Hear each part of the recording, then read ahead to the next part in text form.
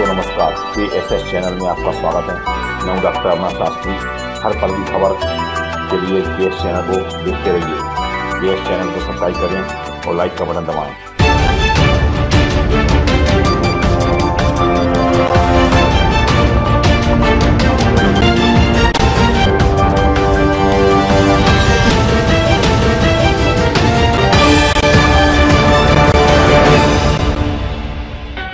मैं हूँ डॉक्टर अमर शास्त्री। किंग सिंह समाचार चैनल के इसमें चैनल है, इसको लाइक और शेयर करें और दूसरों को भी शेयर और लाइक करवाएं। मैं हूँ डॉक्टर अमर शास्त्री। किंग सिंह समाचार चैनल के इसमें आपका स्वागत है।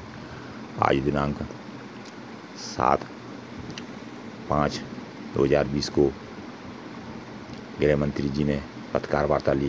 देखिए पूरी रिपोर्ट।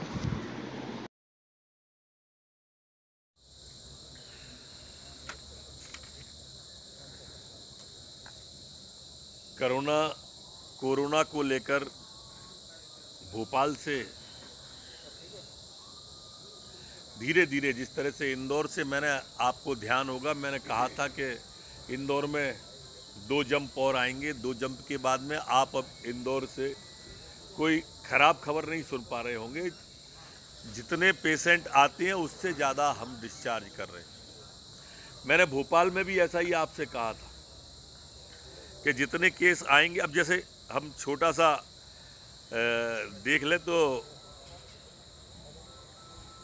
669 जो पॉजिटिव केस आए थे उसमें से 354 डिस्चार्ज हो गए भोपाल में। मतलब 50% से ज़्यादा तो हमने डिस्चार्ज कर दिए। 2-3 दिन में और सुधार आ जाएगा। चिरायू में हमारे में 310 पेशेंट हैं और 700 बेड से ऊपर हैं तो वो खाली पड़े हैं। मतलब इसी तरह से एम्स में 146 बेड हैं और 27 हमारे भरे हैं। ये मैं आपको ध्यान उसकी तरफ आकर्षित कर रहा हूँ जिसमें हमारा इंफ्रास्ट्रक्चर आपके समझ में आ जाएगा।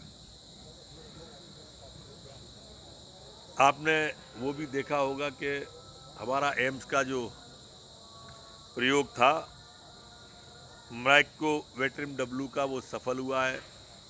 प्लाज्मा वाला प्रयोग भी हमारा सफल हुआ है। 3 पेशेंट वो ठीक हुए, ये ठीक हुए। हमारी उम्मीद है कि हम अगले 15 दिन में 3-4 प्रयोग और एम्स में हों, जिससे हम मध्य प्रदेश देश में प्रयोगों की दृष्टि से और मरीज पेशेंटों को सुधार की दृष्टि से एक नया कदम बढ़ाएगा और मध्य प्रदेश अपनी ओर प्रदेश का और देश का ध्यान आकर्षित करेगा कि इतने सारे प्रयोग किए। हमारे जो कोरोना में दिवंगत हुए थे यशवंत पाल, उनकी बेटी थी नील गंगा, उस पुत्री फागुनी पाल को एसआई के पद पर अनुकंपा नियुक्ति देने की मैंने दस्तखत किए हैं कि उस फागुनी पाल को अब एसआई के पद पर नियुक्ति दें, जो अपने आप में एक बड़ी बात है।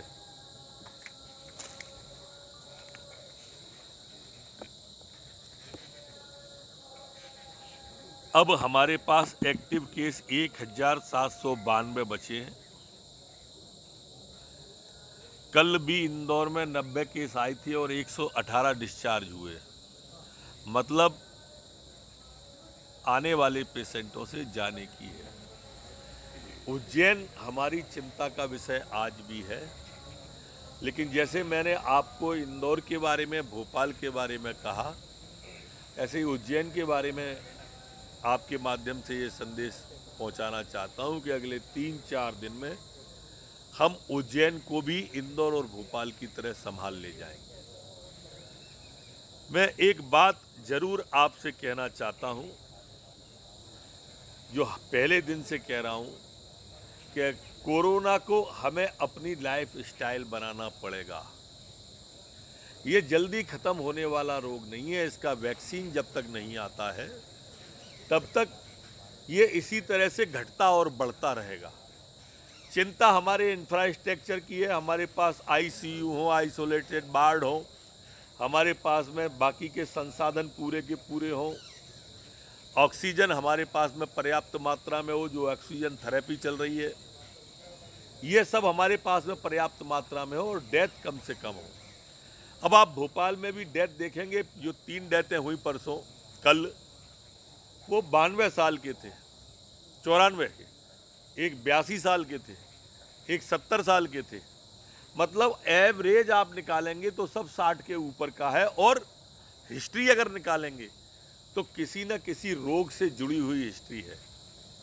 ये बात सिर्फ इतनी लंबी मैंने इसलिए आप सबके माध्यम से कही कि आप प्रदेश में बताएं कि कोरोना से डरने की जरूरत नहीं है, सावधानी की जरूरत है।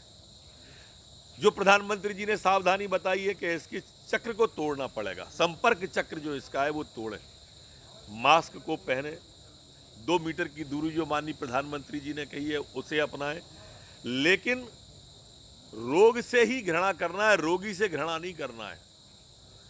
जो हमारे यहाँ एक उसको अछूत मानने की परंपरा आई है वो वास्तव में चिंतनीय है, और इसलिए मैं प्रार्थना करता हूँ आम जन से कि रोगी से घृणा नहीं करना है, और जो रोगी ठीक होके आए उनसे प्रार्थना करता हूँ।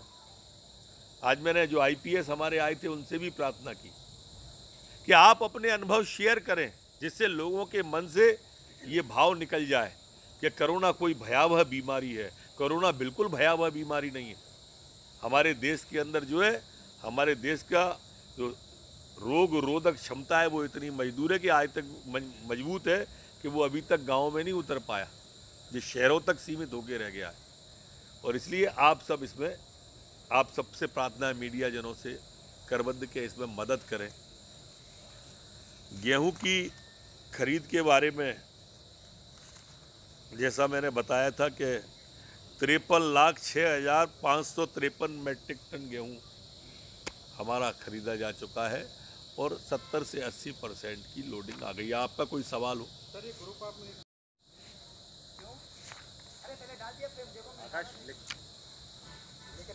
आज माननीय मुख्यमंत्री जी के साथ हमारे जो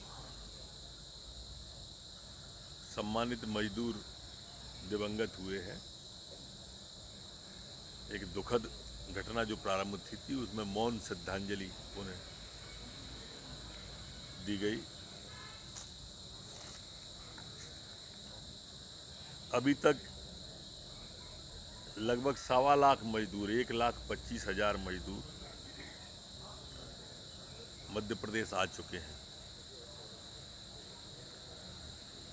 एक प्रार्थना है पूरे देश के, और आप सबसे भी प्रार्थना है कि इस बात को ज़्यादा पहुंचाएं कि सभी लोग धैर्य रखें।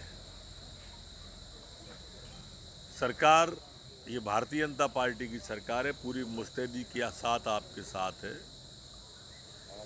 लगातार ट्रेनें आ रही हैं, आज भी 4 ट्रेन अभी आ गई, 6 ट्रेन, बाकी 5 ट्रेन रात में आ जाएंगी, 11 ट्रेनें आज में आ रही हैं।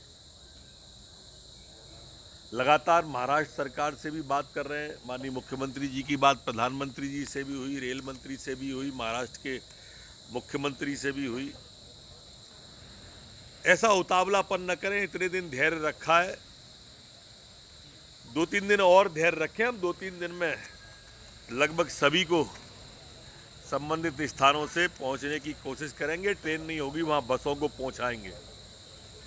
आज ये भी तय किया है कि हम बसों को ले लेंगे उनकी को। कुल 57 ट्रेनें हैं जो हम अगले दिनों के अंदर आपके पास में भेज देंगे, इसलिए ट्रेनों की कोई कमी नहीं है।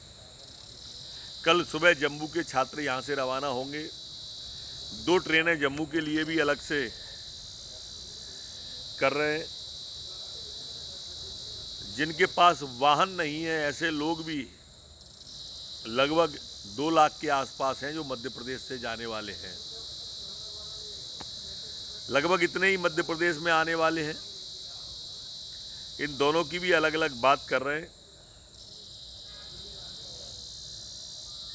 अभी हमारे पास में पोर्टल पर 40,000 से 70,000 के लगभग मजदूर महाराष्ट्र से आने वाले हैं, जिनकी गिनती आई है। अब कैबिनेट की बैठक पूर्व की भांति मंगलवार को 11 बजे वल्लभ भवन में हुआ करेगी। अगली बैठक अब मंगलवार को 11 बजे वल्लभ भवन में होगी। जी हाँ,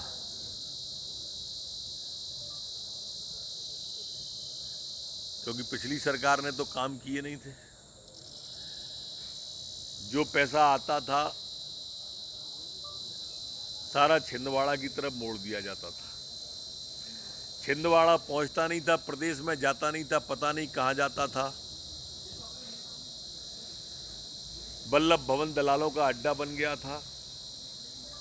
भ्रष्टाचार चरम पे था। रोज ट्रांसफरों की लिस्ट निकलती थी।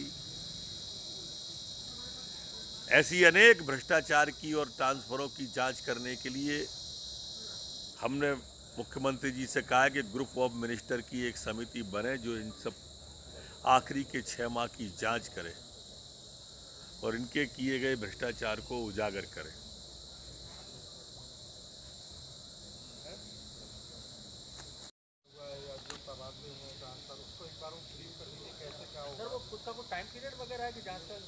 अभी बन जाए, माननीय मुख्यमंत्री जी बनाएंगे तब उसकी बिंदु से और विस्तार पर जाएंगे। सर, आज उज्जैन में आपने तमाम जनप्रतिनिधियों से बात की थी, क्या रिस्पांस आया, क्या समस्या, क्या अच्छी चीज़?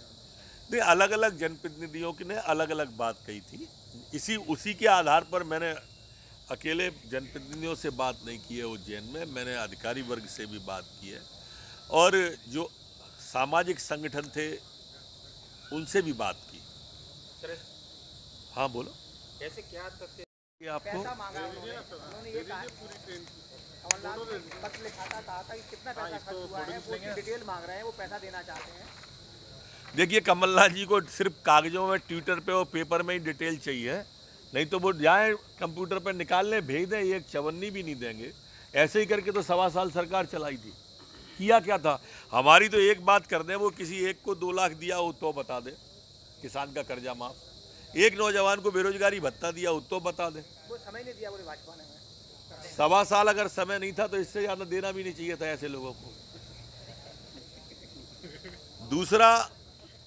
दूसरा मेरा ये कहना था आपसे कि वो लिस्ट निकाल लें नेट से और दे दें।